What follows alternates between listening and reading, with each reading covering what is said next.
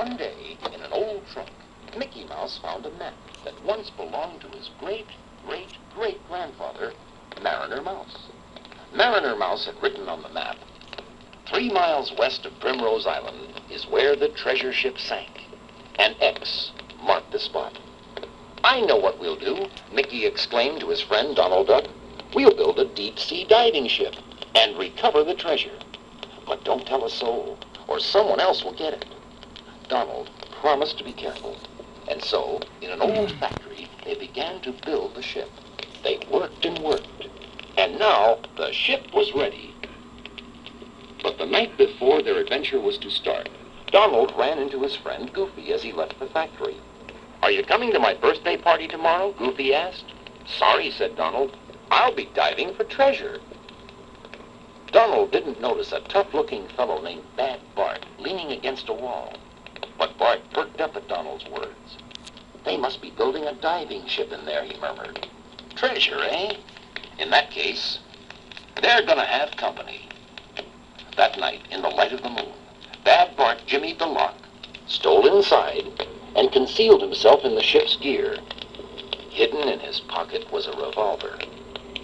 Next day, after they brought the diving ship to the ocean in a big truck, Mickey and Donald climbed aboard and steered to a spot 2 miles west of Primrose Island. Then, down, down, down they dove, clear to the bottom of the sea. Looking out the big observation window, Mickey suddenly exclaimed, There's a sunken treasure ship ahead. And the treasure is all ours, cried Donald. Oh, yes, said a strange voice. All whose? Mickey whirled.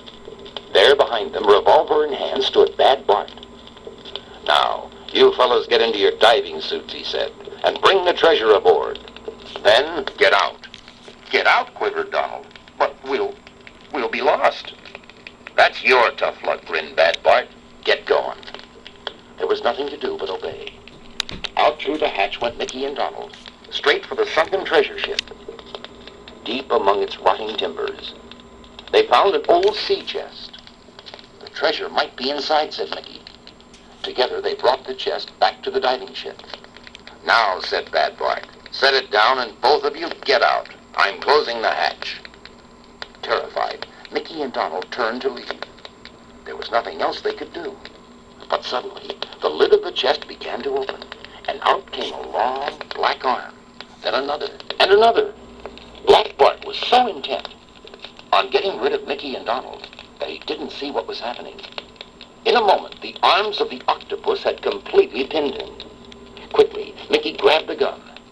Raise the ship! Hurry, he called to Donald.